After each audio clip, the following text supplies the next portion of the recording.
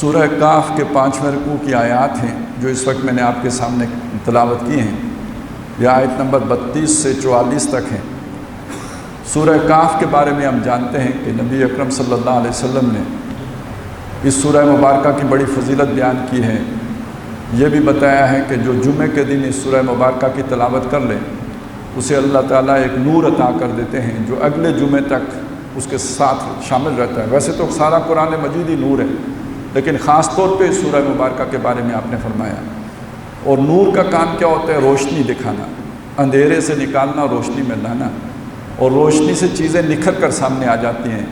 یعنی جو کنفیوژن ہوتی ہے، جو چیزیں ملتبس ہوتی ہیں، آپس میں گڑبڑ ہوتی ہیں، وہ اگر چھٹ کے علیحدہ علیحدہ ہو جائیں اور انسان مغالطوں سے نکل آئے اور اسے اپنی راستہ صاف سیدھا دکھائی دینے لگے، ہر طرح کی کنفیوژن ختم ہو جائے، تو یہ روشنی، تو گویا ایک ایسی روشنی اللہ تعالیٰ اس کے لیے 7 دنوں کے لیے اس کے ساتھ کر دیتے ہیں۔ اگلے جمعے اس نے پھر تلاوت کر لی، پھر اس سے اگلے ہفتے کے لیے اس کو روشنی مل گئی۔ بعض روایات میں یہ بھی ہے کہ جہاں بیٹھ کے وہ تلاوت کرتا ہے وہاں سے لے کے خانہ کعبہ تک ایک روشنی اللہ تعالیٰ اس کے لیے معین کر دیتے ہیں۔ تو یہ سورہ مبارکہ پوری اس کی یہ فضیلت ہے۔ اس میں سے ایک رکوع یہ ہے۔ اس سورہ مبارکہ میں اصل میں جو مضمون آیا ہے وہ یہ ہے، چونکہ ایک حدیث میں یہ بات بھی آئی ہے کہ جو فتنے ہوں گے مختلف، ان میں سب سے جو بڑا فتنہ ہوگا وہ آخری دور میں دجال کا فتنہ ہوگا۔ چھوٹے چھوٹے دجال بھی ہوں گے، ایک بڑا دجال بھی ہوگا۔ حدیث میں آتا ہے 30 دجال ہوں گے، اور دجال کا کام کیا ہوتا ہے؟ دھوکہ دینا، فریب دینا۔ وہ ہوتا کچھ ہے اور بن کے کچھ آتا ہے۔ فراڈیا، یعنی ہمارے اپنے لفظ میں اس کا ترجمہ کریں تو فراڈیا اس کا ترجمہ ہوگا، بیروپیا فراڈیا۔ صورت کچھ اور ہے، اندر کچھ اور ہے، یہ دجال ہے۔ تو مختلف دجال ہوں گے، لیکن جو سب سے بڑا دجال ہوگا وہ آخری زمانے میں آئے گا، اور وہ اتنا بڑی بلا ہوگی کہ حضرت نوح علیہ السلام سے لے کے محمد الرسول اللہ تک جتنے نبی آئے ہیں انہوں نے اللہ سے اس کے فتنے سے پناہ مانگی ہے، اپنے لیے بھی اور اپنی امتوں کو خبردار بھی کیا ہے اس کے فتنے سے، اتنی بڑی بلا ہوگی۔ تو روایات میں ہے کہ اس سورہ مبارکہ کی اولین 10 آیات جو حفظ کر لے گا، ان کو حرز جان بنا لے گا، پڑھتا رہے گا، تو اگر وہ اس دجال کے سامنے ان آیات کو پڑھ لے گا تو اس کے فتنے سے محفوظ ہو جائے گا۔ تو اس سورہ مبارکہ میں اصل میں ہر طرح کے فریب کا، مسلمانوں کو پردہ چاک کرنے کے مختلف جو ہے وہ بتائے گئے ہیں راستے، کہ کدھر کدھر سے دجل آتا ہے، کدھر کدھر سے فریب آتا ہے، کدھر کدھر سے آدمی دھوکے میں مبتلا ہوتا ہے۔ تو ایک دھوکہ تو یہ ہے کہ انسان کے پاس طاقت آ جائے، دقیانوس والی بادشاہ بن جائے، تو وہ پھر اللہ والوں کو ستاتا ہے، جیسے اصحاب کہف کا واقعہ ہے۔ ایک معاملہ اب یہ آیا ہے جو یہاں پہ بیان ہو رہا ہے، اس کو ہم پڑھ لیتے ہیں، آپ خود سمجھ جائیں گے، پھر ہم اس کا اطلاق کریں گے آج کے حالات پر۔ پہلے تو سمجھ لیتے ہیں کہ اللہ تعالیٰ نے ہمارے سامنے واقعہ کیا بیان کیا ہے، اور یہ جو واقعہ بیان کیا ہے یہ مثال کے طور پر بیان کیا ہے، یعنی یہ خود واقعہ بیان کرنا کوئی مقصود نہیں ہے، بلکہ وہ مثال ہے۔ اس واقعے سے سبق حاصل کرنا ہے ہمیں، اس واقعے سے اپنے لیے عبرت حاصل کرنا اہم ہے، اپنے لیے لائے عمل بنانا، نصیحت حاصل کرنا، روشنی حاصل کرنا، نور حاصل کرنا، یہ اہم ہے۔ اور یہ ہمارے دور میں اصل میں یہ والا مغالطہ سب سے زیادہ ہوتا ہے۔ ابھی ہم پڑھیں گے تو اندازہ ہو جائے گا کہ مغالطہ کیا ہے۔ فرمایا وَاضْرِبْ لَهُمْ مَثَلًا، ان لوگوں کے لیے مثال بیان کیجئے۔ مثال اللہ خود بیان کر رہے ہیں، لیکن چونکہ نبی اکرم صلی اللہ علیہ وسلم کی زبان مبارک سے وہ بیان ہوگی تو حضور کو مخاطب کر کے آپ بیان کیجئے ان کو یہ مثال۔ رجلین، 2 آدمیوں کی مثال ہے۔ جعلنا لأحدہما جنتین، ان 2 میں سے ایک کو ہم نے 2 باغ دیے تھے، من اعناب، دونوں باغ انگوروں کے باغ تھے۔ یعنی آپ کو پتہ ہے عرب میں انگور تو بہت اعلیٰ فصل ہے، اور اس سے ہر چیز حاصل ہوتی ہے، اسی سے جو ہے نا وہ شراب بھی کشید ہوتی ہے، اسی سے سرکہ بھی بنتا ہے، وہ اسی کو ڈرائی کر کے ساوکی بنا لیتے ہیں، منقہ بناتے ہیں۔ تو یہ ایک بڑی وہاں کی یوں سمجھے خوشحالی کی ضامن ایک فصل ہے۔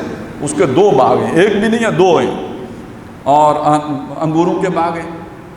وَحَفَفْنَاهُمَا بِنَخْلٍ، اور ان باغوں کو ہم نے ان کی حفاظت کی تھی کھجوروں سے، اس لیے کہ انگور خود کھڑا نہیں ہو سکتا، آپ کو پتہ ہے بیل ہوتی ہے، اس کے لیے آپ کو کوئی نہ کوئی سہارا اسے دینا پڑتا ہے، کوئی اس کے لیے جو ہے وہ پلر لگانے پڑتے ہیں۔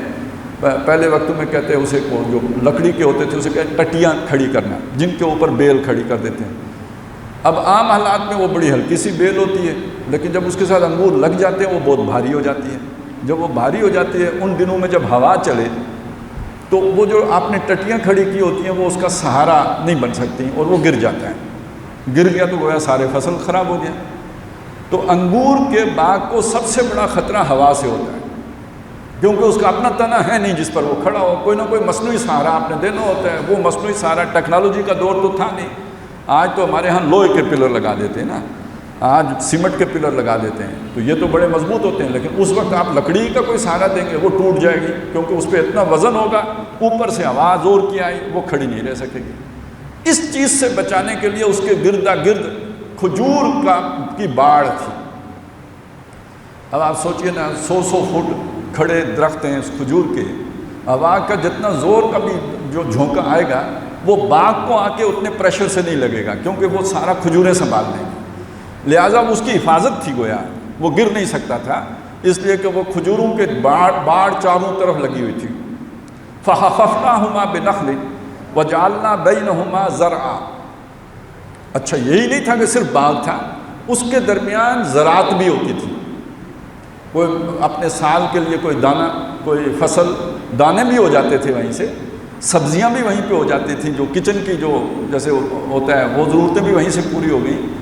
تو جسے ہم کہتے ہیں کہ خود مکتفی باغ تھا، وہ ساری ضرورتیں پوری کر، اپنی ضرورت بھی خود پوری کر لیتا تھا، ہوا سے حفاظت کا سامان بھی تھا، آگے آتا ہے کہ پانی بھی اس کے اندر ہی تھا، اسے باہر سے کچھ لینے کی ضرورت نہیں، اور یہ کہ جو بھی اس کے جو گھر کا خرچہ ہے وہ بھی سارے کا سارا اسی باغ سے پورا ہو جاتا ہے، وہاں زراعت بھی ہو جاتی ہے، وہاں سبزیاں بھی اگاتی ہیں۔ وَجَعَلْنَا بَيْنَهُمَا زَرْعًا كِلْتَا الْجَنَّتَيْنِ آتَتْ أُكُلَهَا، اور اس کے وہ جو دو باغ تھے وہ اپنا فصل لے کے آتے تھے پورا۔ یہ بھی ہوتا ہے نا عام طور پہ آپ نے درختوں کا اگر کوئی تھوڑا بہت کام کیا ہو تو یا کھیتی باڑی میں بھی اس طرح ہو جاتا ہے، ایک سال فصل اچھی ہوتی ہے، اگلے سال فصل کم ہوتی ہے، یعنی یہ ادھر بھی جو ہے نا ایک سائیکل چلتا رہتا ہے۔ تو اس کا معاملہ یہ نہیں تھا، ہر سال بھرپور فصل لے کے آتے تھے باغ، اللہ نے برکت دی ہوئی تھی۔ وَلَمْ تَظْلِمْ مِنْهُ شَيْئًا، اور وہ اس میں سے کچھ بھی کم نہیں کرتے تھے، مطلب اس میں کوئی نقصان نہیں ہوتا تھا، اس کا بھرپور فصل پورا اندازے کی۔ وَفَجَّرْنَا خِلَالَهُمَا نَهَرًا، اور پھاڑ کے ہم نے وہاں پہ اس کے درمیان ایک چشمہ بھی بہا دیا تھا، ایک نہر تھی۔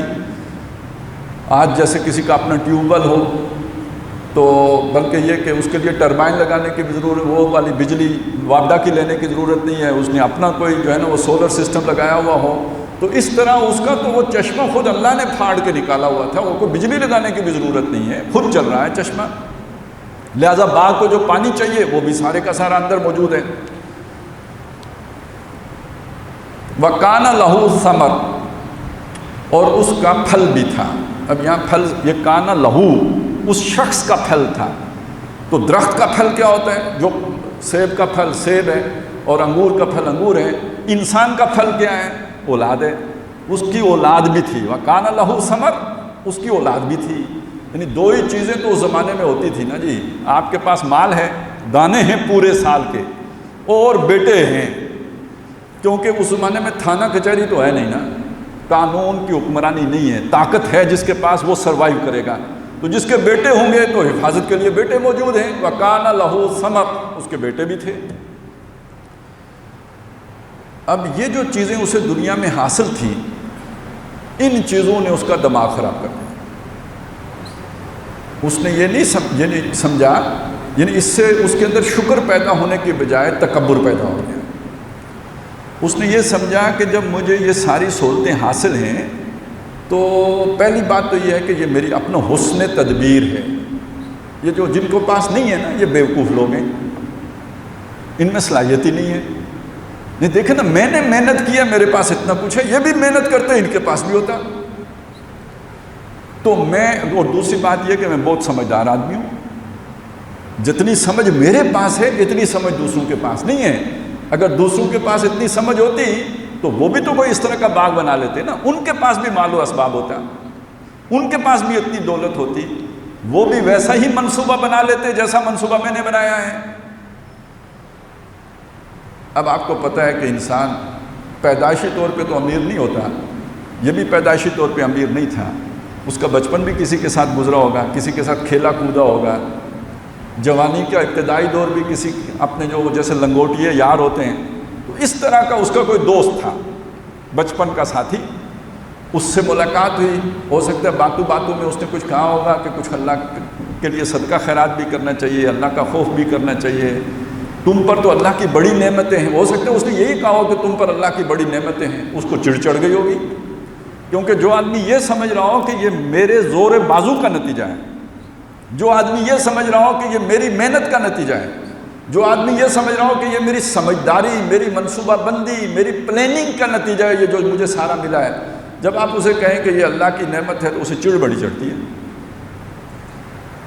وہ پسند نہیں کرتا اس بات کو، وہ چاہتا ہے میری تعریف کی جائے کہ آپ تو بہت سیانے آدمی ہیں، آپ نے کیا کمال کیا ہے، یہ باقی تو بڑے بیوقوف ہیں، ان کے پاس کچھ نہیں ہے، آپ کے پاس اتنا کچھ ہے، آپ اس معمولی گھر میں پیدا ہو کے تو آپ نے اتنی بڑی دولت اکٹھی کر لی، اتنا کچھ حاصل کر لیا، آپ تو بڑی ہی صلاحیت کیا، اب وہ خوش ہوگا۔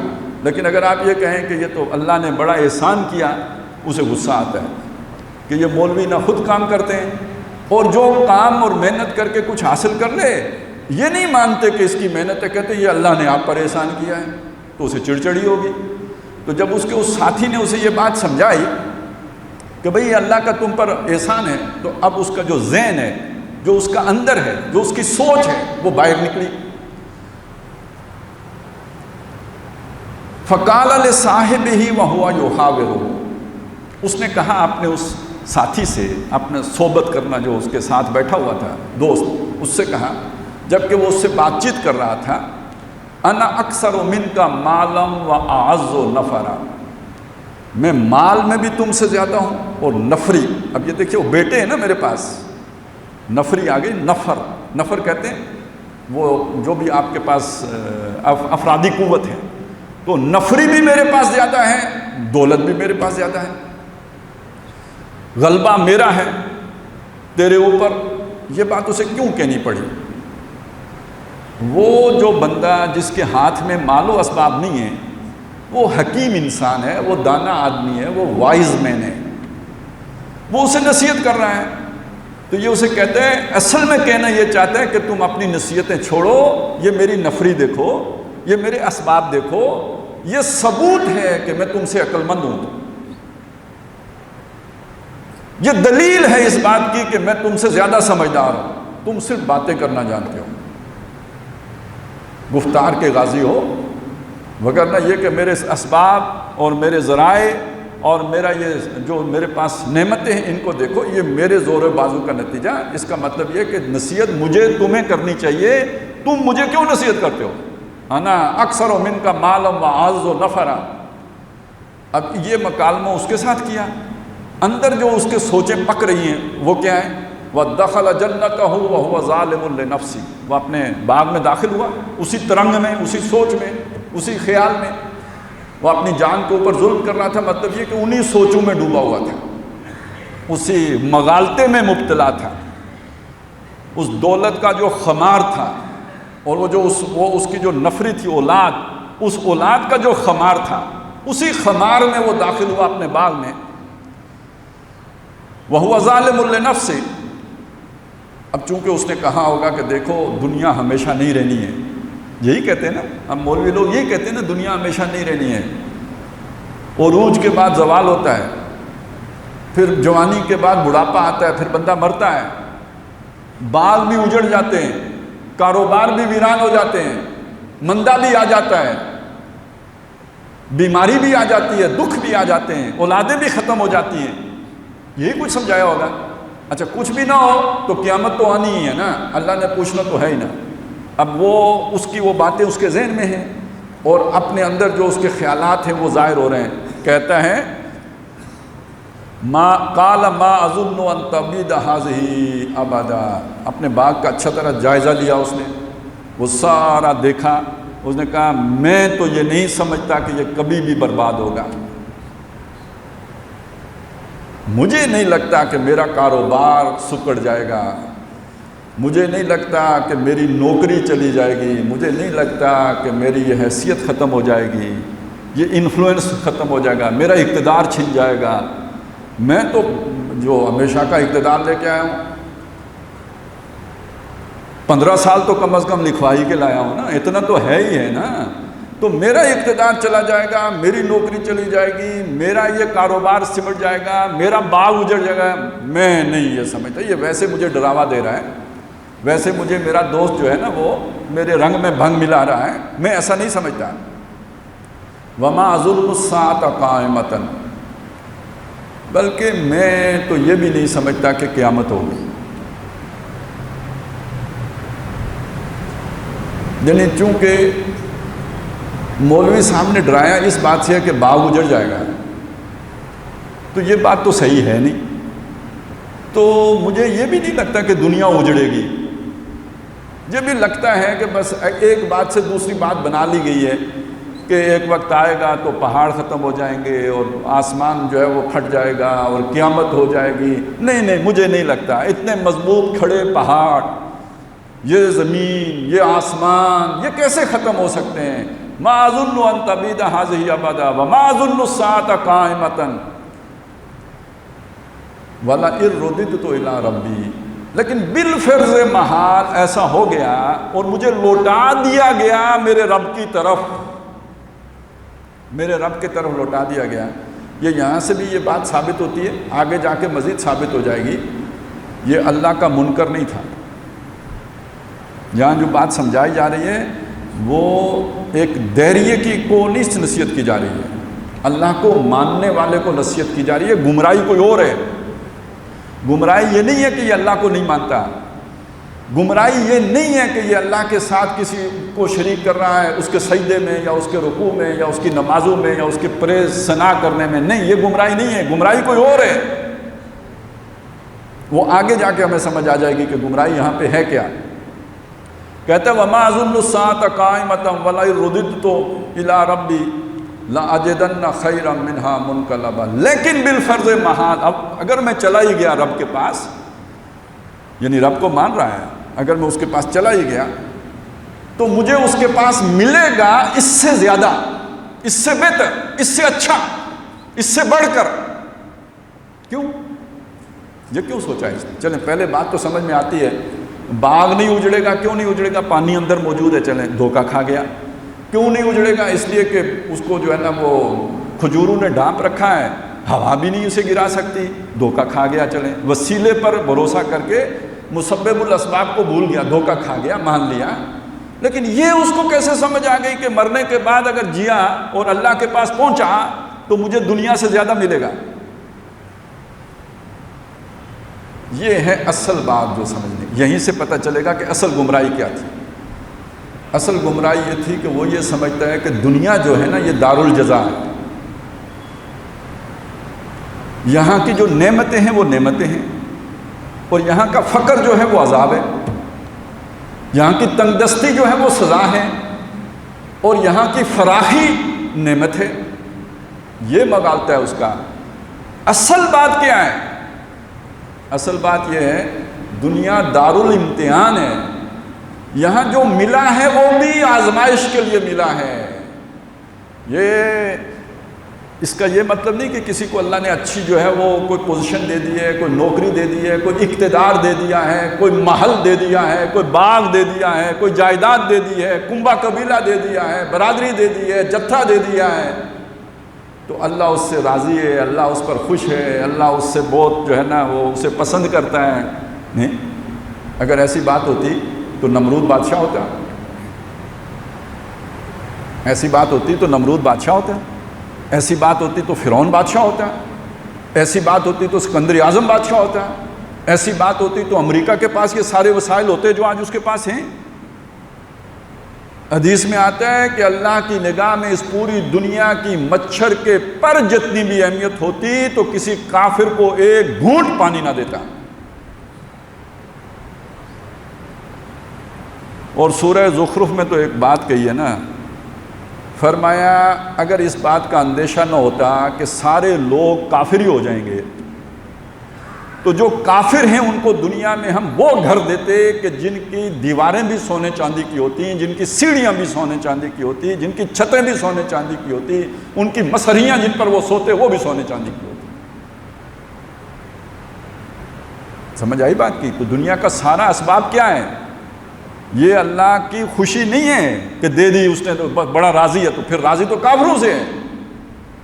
چنانچہ اللہ کہتا ہے کہ ان کو اللہ اقتدار دیتا ہے، ان کو مال و اسباب دیتا ہے، سب کچھ دیتا ہے، لیکن اس سے یہ غلط فہمی نہ سب پیدا کر لینا اپنے اندر کہ اللہ تعالیٰ ان سے محبت کرتا ہے۔ واللہ لا یحب الظالمین، اللہ ظالموں سے محبت نہیں کرتا ہے۔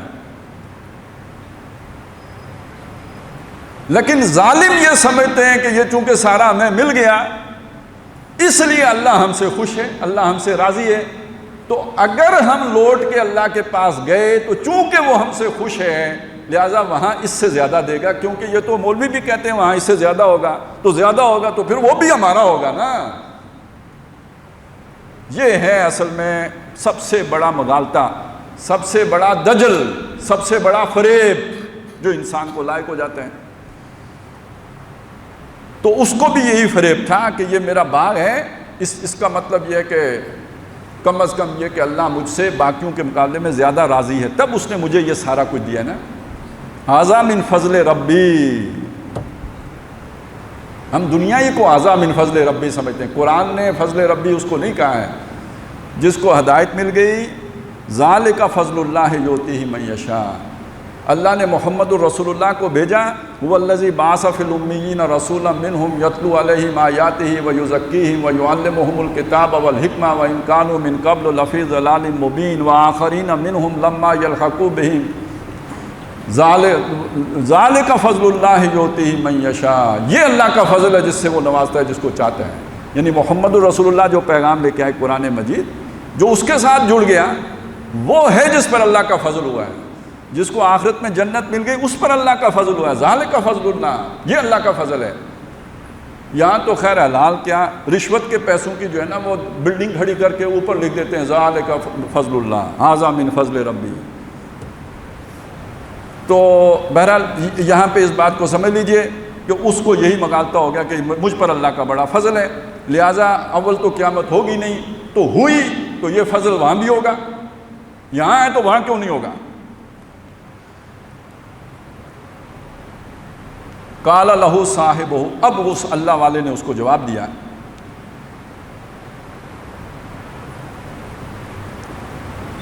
وَهُوَ يُحَاوِرُهُ، جبکہ وہ اس سے بات چیت کر رہا تھا، اَكَفَرْتَ بِالَّذِي خَلَقَكَ مِن تُرَابٍ، کیا تو نے کفر کیا اس ہستی کا جس نے تجھے مٹی سے پیدا کیا۔ اب یہاں کفر انکار کے معنی میں نہیں ہے، ناشکری کے معنی میں، ناشکری کے معنی میں ہے۔ کفران نعمت، نعمتیں ہوتی ہیں تو ان کی ناقدری کو کفران نعمت کہتے ہیں، ویسے کفر کا اصل معنی ہے ہی ناشکری۔ تو نے کفر کیا اس ہستی کا کہ جس نے تمہیں مٹی سے بنایا، ثم من نطفۃ، پھر اس مٹی کا اس نے نطفہ بنایا، اس نطفے سے تمہیں بنایا، ثم سواک رجلا، پھر تمہیں بھلا چنگا انسان بنا دیا، لیکنہ اللہ ربی، لیکن میرا رب تو وہ ہے۔ تو اس کا رب کون ہے؟ یہ کہتا ہے میرا رب تو وہ ہے، تو یہ کس کانٹراسٹ میں کہہ رہا ہے؟ یعنی تمہارا رب کوئی اور ہے، بس یہ ذہن میں رکھیے گا، سوال ذہن میں رکھیے۔ وہ کہہ رہا ہے میرا رب تو اللہ ہے، تو یہ جو بندہ جس سے بات چیت کر رہا ہے اس کا رب کون ہے؟ ابھی نہیں میں بتا رہا، آگے خود اللہ بتا رہا ہے تو مجھے بتانے کی کیا ضرورت، ابھی ذرا بس یہ سوال ذہن میں رکھیں تاکہ جب بتائیں تو وہاں جا کے وہ فٹ ہو جائے۔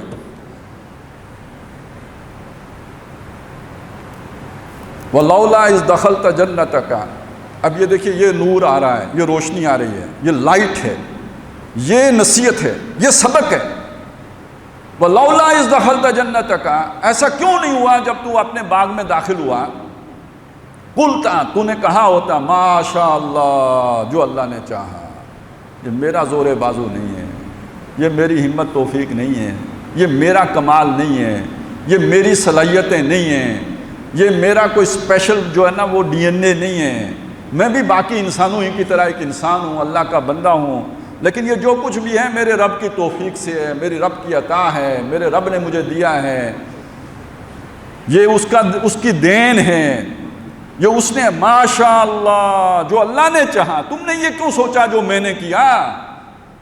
نقطہ نظر ٹھیک کرو، اور نقطہ نظر کا ٹھیک کرنا یہ ہے کہ یہ میری محنت کا صلہ نہیں ہے، یہ میرے زور بازو کا نتیجہ نہیں ہے، یہ اللہ کی عطا ہے، اس نے دیا ہے، ماشاء اللہ، لا قوت الا باللہ، کوئی قوت نہیں ہے اللہ کے سوا، وہی جس کو دے تو دے۔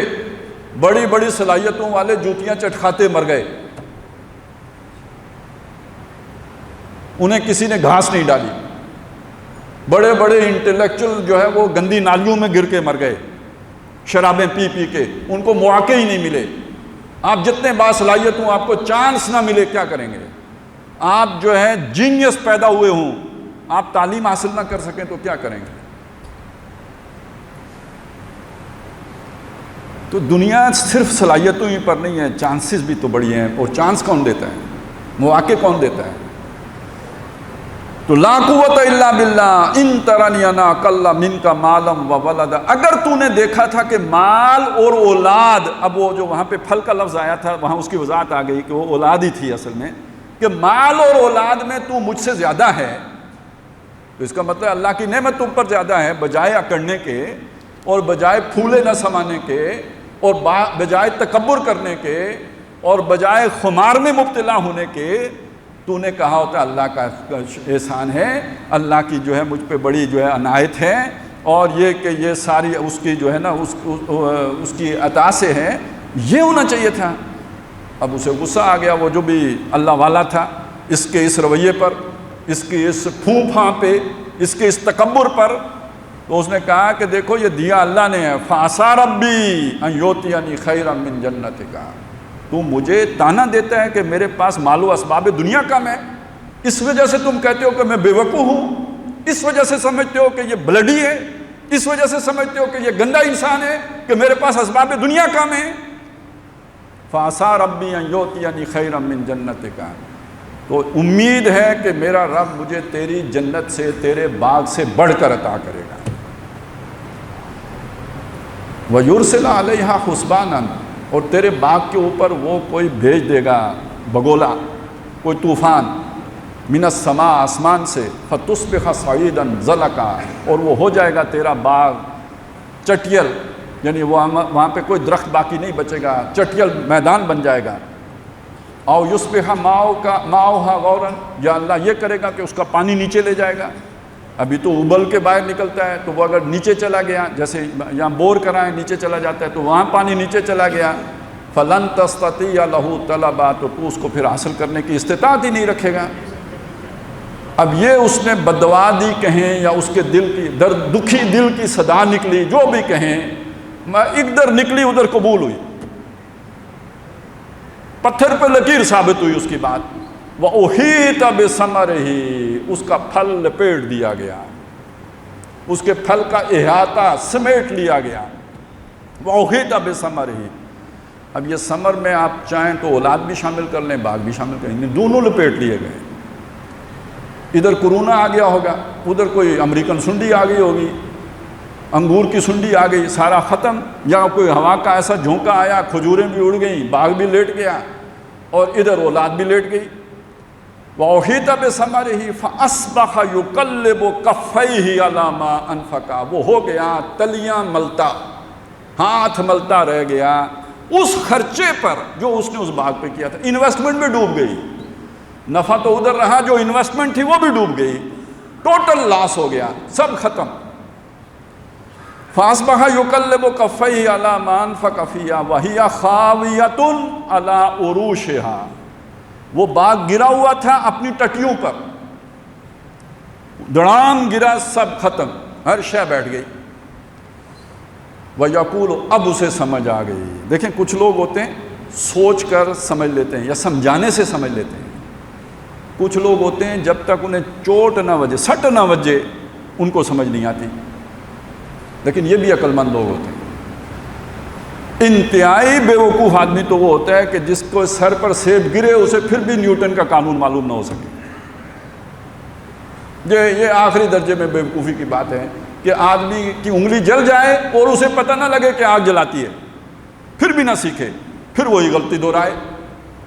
تو غلطی سے سیکھ لینا بھی سمجھداری ہے، لیکن بڑی سمجھداری یہ ہے کہ آپ بغیر غلطی کیے سمجھ جائیں، اور درمیانی بات یہ ہے کہ کسی کے سمجھانے سے سمجھ جائیں.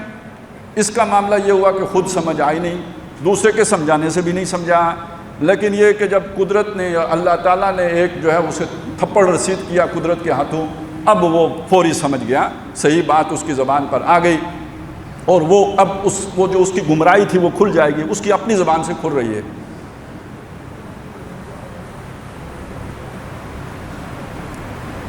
وَيَقُولُ يَا لَيْتَنِي لَمْ أُشْرِكْ بِرَبِّي أَحَدًا. اس نے کہا ہائے میری شامت، کاش میں نے اپنے رب کے ساتھ کسی کو شریک نہ کیا ہوتا. اب آپ دیکھیے، یہ نہیں وہ کہتا کہ میں نے رب کا انکار نہ کیا ہوتا، اس کا مطلب رب کا انکار وہ نہیں کر، رب کو مانتا تھا. وہ رب کے ساتھ شریک کرنے کا مطلب کیا ہوا؟ رب کا کیا مطلب ہوتا ہے؟ رب پالن ہار ہوتا ہے. رب کا کیا مطلب ہوتا ہے؟ وہ حاجت روا ہوتا ہے. رب کا کیا مطلب ہوتا ہے؟ وہ کفالت کرنے والا ہوتا ہے. رب کا کیا مطلب ہوتا ہے؟ وہ پرورش کرنے والا ہوتا ہے. رب کا کیا مطلب ہوتا ہے؟ ساری ضرورتیں پوری کرنے والا ہوتا ہے. اس کے یہ ساری سوچیں کس جگہ پہ فوکس تھی؟ میری ضرورت کون پوری کرے گا؟ باغ. میری کفالت کون کرے گا؟ باغ. میری جو بھی حاجت ہے وہ کیسے پوری ہوگی؟ وہ انگور بیچوں گا، وہ چیز لے آؤں گا. پیسہ، دولت. حملہ ہوگا تو حفاظت کون کرے گا؟ بیٹے. تو اس نے وہ توکل جو اللہ پر کرنا ہوتا ہے، وہ بھروسہ جو رب پر کرنا ہوتا ہے، جو اصل رب ہوتا ہے جس پر کہ بھروسہ ہوتا ہے، وہ سارا اپنے وسائل پر اور اپنے اسباب پر کر کے رکھا ہوا تھا. یہ شرک ہے، یہ دھوکہ ہے، یہ فریب ہے جس میں آدمی مبتلا ہو جاتا ہے.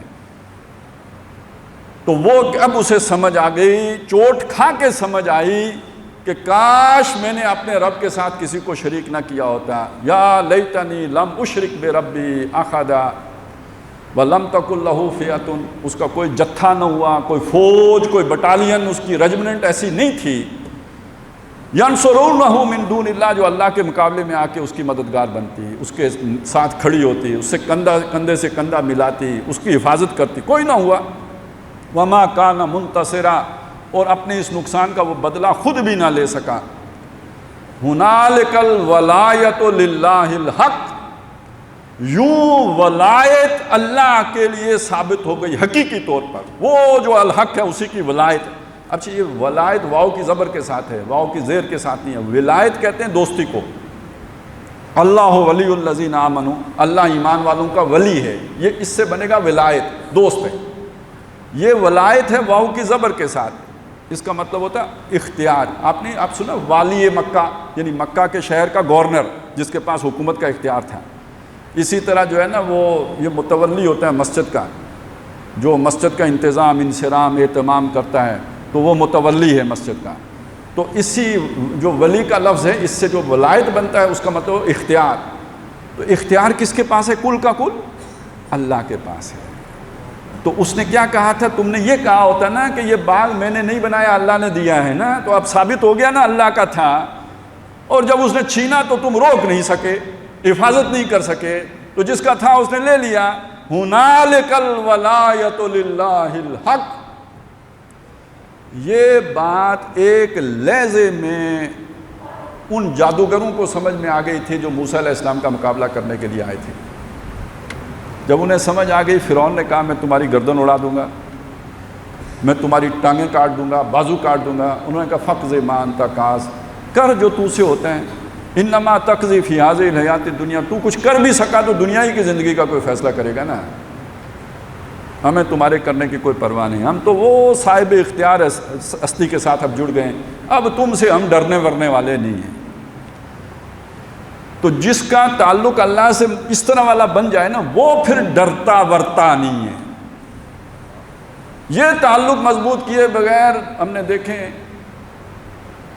بڑے جو ہے نا وہ دعوے کرنے والے کمر پکڑ کے بھاگتے دیکھیں، ڈرتے ورتا تو نہیں ہوں لیکن ڈرتے ورتے دیکھیں، لیکن وہ جادوگر نہیں ڈرے ورے، فرعون سے بھی نہیں ڈرے ورے. کیوں؟ انہوں نے مضبوط کنڈا پکڑ لیا تھا نا، لن فسام لہا، جس کو کوئی ٹوٹا نہیں ہے. اور یہ کنڈا نہیں پکڑا جا سکتا جب تک کہ طاغوت کا کفر نہ ہو. فمن یکفر بالطاغوت ویؤمن باللہ فقد استمسک بالعروۃ الوثقی لا انفصام لہا.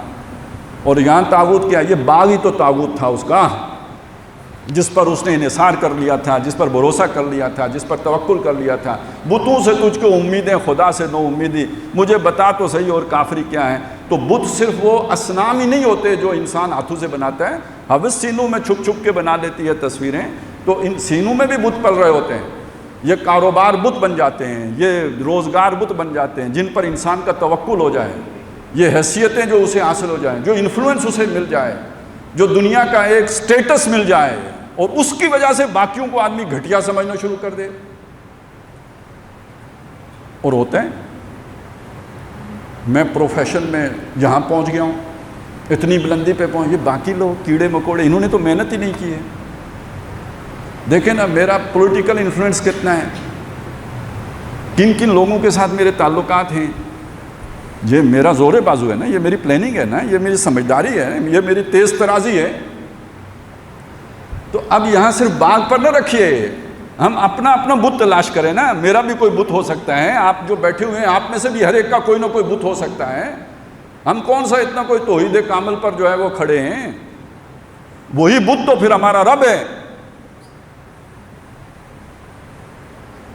وہ کاروبار کی صورت میں بھی ہو سکتا ہے، وہ پروفیشن کی صورت میں بھی ہو سکتا ہے، وہ جاب کی صورت میں بھی ہو سکتا ہے کہ جس پر ہم پھولے نہ سماتے ہوں، اور جس پر ہم جو اتراتے ہوں، اور جس کی بنیاد پر ہم دوسروں کو گھٹیا سمجھتے ہوں، اور سمجھتے ہوں کہ یہ تو بیکار لوگ ہیں، اور جس کی وجہ سے ہم سمجھتے ہوں کہ یہ ہے اللہ کا فضل جو ہمیں حاصل ہو گیا ہے اور یہ ہم سے چھنے گا نہیں، اور یہ ثبوت ہے کہ آخرت میں اس سے بڑھ کر ملے گا. تو یہ بت ہے. پھر دنیا میں اللہ توڑ دے، اللہ کی رحمت ہے.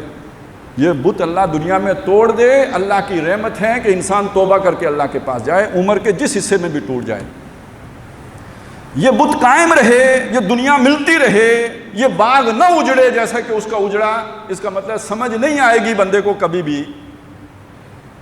اسی مغالطے میں اللہ کے سامنے جا کے پیش ہوگا کہ اس نے رب تو کسی اور کو بنایا ہوا تھا، یہ برباد ہو گیا، یہ تباہ ہو گیا.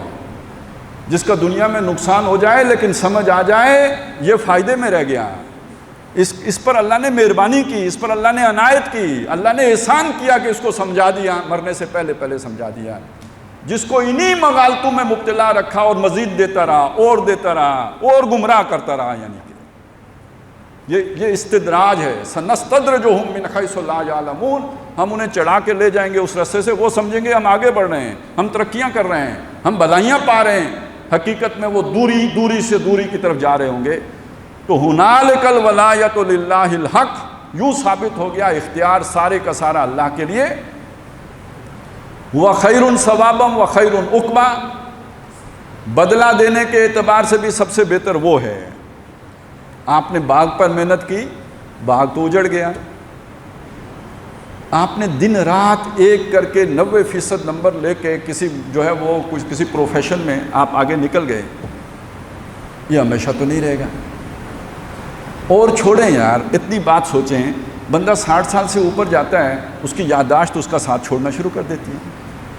وَمَن نُعَمِّرْهُ نُنَكِّسُهُ فِي الْخَلْقِ، جس کو ہم بوڑھا کر دیتے ہیں، عمر رسیدہ کر دیتے ہیں، اس کی خلقت میں کمزوری پیدا کر دیتے ہیں. بجائے آگے بڑھنے کے وہ بچہ بننا شروع ہو جاتا ہے. یار اتنی ہی نہیں سمجھ آ رہی کہ جو عمر آگے بڑھے گی جوش جوانی گھٹے گا اور ذوف پیری بڑھے گا. تو اس سے سمجھ لینے کی بات ہے کہ اصل باقی کیا رہنا ہے.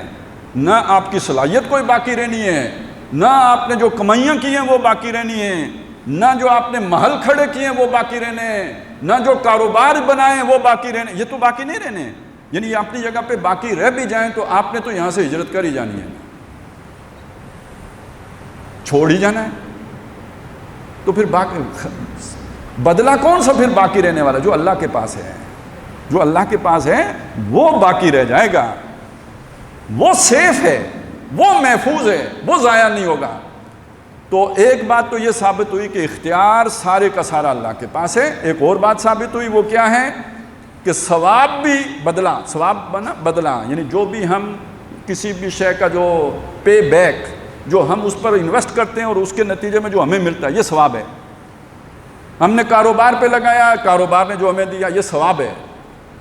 تو جو ہم نے اللہ کے لیے محنت کی وہ ہے جو باقی رہ جانے والی ہے، جو ہم نے باقی دنیا کی خاطر محنت کی یہ تو چھن جانے والی ہے۔ نبی صلی اللہ علیہ وسلم نے اس کو بڑی خوبصورتی سے سمجھایا ہے۔ آپ کے گھر میں بکری ذبح ہوئی، آپ تشریف لے گئے باہر، جب واپس آئے تو پوچھا گھر والوں سے کہ وہ جو بکری ذبح کی تھی اس میں سے باقی کچھ بچا؟ حضرت عائشہ رضی اللہ تعالیٰ عنہ نے فرمایا ما بقی منہا الا قطفھا، بکری میں سے باقی کچھ نہیں بچا، سب بانٹ دی، اللہ کی راہ میں دے دی، ایک اس کی دستی بچ گئی ہے۔ حضور نے فرمایا بقی کلھا الا قطفھا، ساری بکری تو بچ گئی ہے سوائے دستی کے، کیونکہ وہ ہم کھائیں گے خرچ ہو جائے گی، کنزیوم ہو گئی۔ جو اللہ کی راہ میں دے دی وہ بچ گئی، تو ہوا خیر ثوابا، وہ بدلے کے اعتبار سے بھی بہت بہتر ہے۔ وخیر عقبا، انجام کے اعتبار سے، جو ہمیشگی کا انجام ہے، جو دائمی نعمتیں ہیں اور سہولتیں ہیں، اس کے اعتبار سے بھی وہی سب سے بہتر ہے۔ تو میں واپس جہاں سے بات شروع کی تھی وہاں لے کے جاتا ہوں کہ یہ سورہ مبارکہ کون سی ہے جس میں یہ مضمون آیا ہے، جس کو نبی صلی اللہ علیہ وسلم نے بیان فرمایا کہ یہ روشنی دینے والی صورت ہے، یہ دجل سے پناہ دینے والی صورت ہے۔ وہ جو مختلف دجل ہیں ان میں سے ایک دجل کیا ہے؟ میرا کاروبار میرا دجل ہے، میرا باغ میرا دجل ہے، جن چیزوں پر میرا تکیہ ہے وہ میرا دجل ہے۔ ہر آدمی کا اپنا اپنا دجل ہو سکتا ہے، وہ اسے خود پہچاننا ہے، وہ اسے خود دیکھنا ہے۔ اس دجل سے نکلیں گے تو وہ روشنی ملے گی کہ جس روشنی کو ہم ایمان کہتے ہیں، اس دجل سے نکلیں گے تو وہ حکمت ملے گی، وہ وزڈم ملے گی کہ جس کے نتیجے میں حقائق انسان پر منکشف ہوتے ہیں۔ اللہ تعالیٰ ہمیں توفیق عطا فرمائے کہ ہم اس مادہ پرستانہ دور میں جب گلوبل لیول پر یہی سوچ ہے، اسی مادہ پرستی کی سوچ ہے، اس میں وہ حقائق دیکھنے کے قابل ہو سکیں جو قرآن مجید جس کی طرف ہماری رہنمائی کرتا ہے۔ اقول قولی ھذا واستغفر اللہ لی ولکم ولسائر المسلمین والمسلمات۔